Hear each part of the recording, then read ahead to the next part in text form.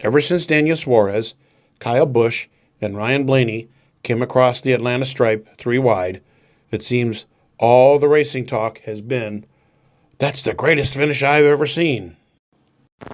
Thanks for tuning in today for another new and exciting episode from Stock Car Facts, which we try to post every Tuesday at about noon. Or you can watch some of our previous episodes. Here at Stock Car Facts, we would really love to recreate the race day sights, smells, and sounds that we first experienced for ourselves in 1974 at Michigan International Speedway. But unfortunately, that's not possible here. However, we can do the next best thing in that we can share with you what happened at these events, and we can talk to those people who created those memories. Or, those facts. So we'd appreciate it if you sit back and relax and enjoy this latest episode today of Stock Car Facts with me, your host, Kevin Schwarzy.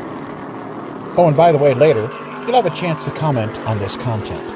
And, if you haven't already, please hit the like button as well as the follow bell to be notified of brand new shows right here. And we'd appreciate it if you'd share this on all of your social media platforms. Thank you. Today on Stock Car Facts. Now, it's one thing if you say it's the greatest thing you've ever seen, but what about the greatest ever? Because great to you may not have been so great to someone else. And that got me to thinking, what exactly makes a great race? So when I'm talking finishes, I'm not talking like something that happened like midway during the race or whatever. I'm talking within a few laps of the finish.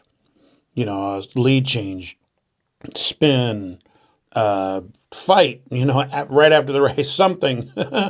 I'm talking about the finish. NASCAR's greatest finishes. But there are other factors that go into all that, such as the time period, the mitigating factors involved in the race itself, how unique was that finish, and things of that nature. Here, I'm going to use that formula and look at the greatest finishes in NASCAR Cup history. I'm not going to rank them until I get to number 1, because to me it's just too hard. But to me, number 1 is obvious. But you'll have a chance in the comments section to rank yours. So please have a listen and enjoy. I'm sure if Bill France Sr. could have created a template for how he wanted his races to finish in the Grand National Series, the 1979 Rebel 500 would have had to have gone down on paper as his way to do it. Now, at the time, lead changes didn't count until the start-finish line because they didn't have loop data and all that kind of stuff. But in the last 4 laps, on a restart, Darrell Waltrip and Richard Petty swapped the lead 8 times. And on the last lap, it was 3 alone. You just can't argue that this isn't one of the greatest finishes in NASCAR history, especially against 3 of the top drivers in the sport at the time. Brand new car, 2 veterans going for the win, a veteran like Mark Martin and a brand new team, trying to hold down the top spot, and coming to the line, Kevin Harvick. Where was he on the last lap when that started? What, about 10 cars back on the outside lane? And as they all started banging and bumping together, Harvick shot to the outside. Mark tried to block the move. Behind them, they started wrecking, and these 2 guys crossed the finish line within feet of each other. Harvick, the winner. Yes, it's one of the greatest finishes in NASCAR Cup history, again, because of the extenuating circumstances. Bobby Allison, while not the new upstart coming in and trying to dethrone the king, Richard Petty, Bobby Allison still was trying to make a name for himself, even though he had won multiple races up to the 1972 Wilkes 400, and driving for Junior Johnson at the track that was in Junior's backyard, while Richard Petty, working on title number 5 this season, had also won multiple races in the hills of North Carolina. And by the time they had reached this race at the end of the 72 season, vendors were banging and smoke was flying. The later laps of this race, These two were absolutely just glued together. And I mean, smoke billowing from both cars, as you can see by the photos. Well, Petty beat Allison to the line and later said, he could have killed me. Allison said, I didn't mean to touch him, but he was going to hit me. I'm going to hit him back. So somewhere in the middle lies the truth. Well, on the front stretch, a fan who had a few beverages somehow got close to Richard Petty, and his brother Morris, always the great protector of his brother, whacked the fan over the head with their brand new helmets that had just been installed with radios. Well, it was not long after that where they decided, you know what, we're going to have to end this feud. But that day at North Wilkesboro, that was probably the height of it, and another great finish in NASCAR. I think the 2013 running of the Aaron's 499 at Talladega is one of the greatest finishes because, everybody raved about Dale Earnhardt starting deep in the pack and making his way to the front within a handful of laps. But what did David Reagan do? He started 8th on the final restart and blasted his way up past all those front-running cars. And on top of that, David Reagan had to have been considered an underfunded team. And at the finish, he was, 5 car lengths out in front of second and third. It's got to be one of the greatest finishes in Cup history. In the late 1940s and early 1950s, there was no bigger star in stock car racing than Curtis Turner. His flamboyance, his fearlessness on the track, his oh shucks demeanor, his partying lifestyle. No bigger character than you can think of than Pops Turner. 16 Cup wins, Grand National wins at the time, 38 convertible wins heading into the 1961 season. And here you had Fred Lorenzen going for win number 2. The 1961 Rebel 300 convertible, well, it was a Grand National race, but they cut the tops off because Bob Colvin at Darlington said that the fans loved it, so they kept running the cars with the tops on.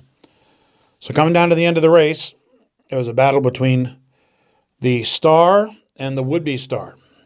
Now, Lorenzen wasn't the Lorenzen that we all grew to know and love, but he was driving for the vaunted Holman and Moody team in his familiar number 28 Lafayette Ford. Well, they were beating and banging on each other throughout the race. And you almost saw shades of this in Days of Thunder as when Lorenzen faked high, Turner blocked, and Lorenzen went low. Well, they had done it reverse of that laps before that. Well, the last lap, Lorenzen faked high, Turner went to block, and Lorenzen went low and won the race. It was one of the more exciting finishes at the time and certainly put Fred Lorenzen on the map. And again, it was a finish that most had not seen, especially the old, movie-style Hollywood script. The new kid comes in and tries to beat the old veteran. Well, that's exactly what happened.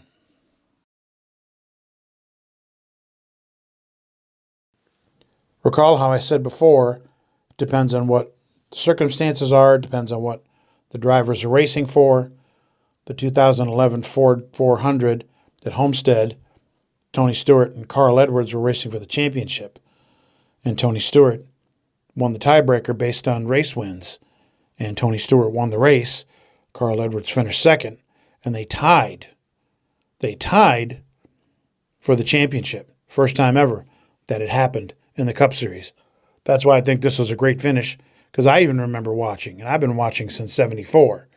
I remember being riveted, thinking anything could happen this last lap, and anything could change the outcome of this race.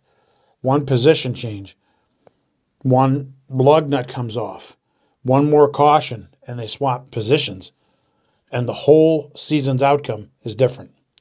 That's why I think this is one of the greater finishes in Cup history. You got one of the oldest, shortest tracks on the NASCAR Cup schedule. You have 2 Hendrick cars starting up front, and we remember the history, what happened with Hendrick and his son Ricky a few years before at the track. Gordon and Johnson starting on the front row, green flag waves, Well, they left the inside lane open, and here comes Clint Bowyer. Unfortunately, he bounced off of both of them. Ryan Newman shoots to the front. The other three spin out, and that's the finish. The aftermath, though, the most entertaining part to me, though, was the quotes after the race, in which basically Rick Hendrick and his two drivers were alluding to the fact that this was their race to win and things of that nature. It's like, well, last time I looked, Clint Bowyer, he paid his entry fee too. Anyway, it was a great finish. There's at least, 4 or 5 cars involved. You didn't know who was going to win. Great race. The 1959 Daytona 500 to me is obvious because from the beginning of the Grand National Series up until about 3 or 4 years afterwards, you weren't seeing cars finishing side by side and lead swapping. Most races, they were leading flag to flag. So when you see 3 cars coming down to the finish line side by side, even though Joe Weatherly was a lap down, that's something that had never been seen before, especially at speeds like that.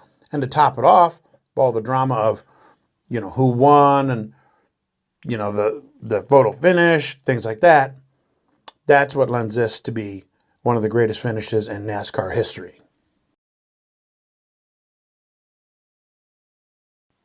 I would say the 2009 Aaron's 499 was one of the greatest races because at the time the rules package in NASCAR was 2 cars running together.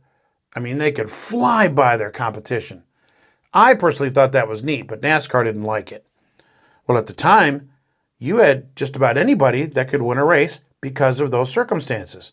So what did you have? You had Carl Edwards and Brad Keselowski and Ryan Newman and Dale Earnhardt Jr. coming up through the pack, passing cars, and they distanced themselves from the rest of the field. Coming to the checkered, it was Edwards and Keselowski all by themselves to fight it out. Now, I debated including this because I know people in the stands got hurt. But I thought it was a great finish because Carl Edwards was already an established star. Brad Keselowski was on the rise. Brad Keselowski faked out that veteran because he got his wheel up to Carl Edwards' rear tire. Carl blocked high, Brad went low. Carl came back down to try to block him. Now, yes, the wreck happened. Do I think a wreck is great? No. Do I think it's part of the great finish? Yes. And, of course, Carl runs to the start-finish line, like in the movie where Will Ferrell and Jean Girard run to the start-finish line to quote-unquote finish the race. It was just a great show, and it was not great, like I said, that people got hurt.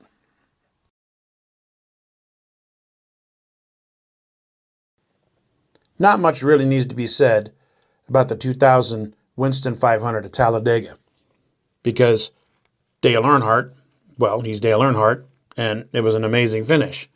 But even before that, Mike Skinner, Dale Earnhardt Jr., Bobby Labonte, and cars like that were all fighting it out for the top spot. And here comes that black number 3 marching up through the field. I mean, extenuating circumstances helped him get there. Like, for example, when Skinner blocked Jr. down to the low lane, which totally cleared that middle lane out for Senior to go blasting by. But yes, an incredible finish, no doubt.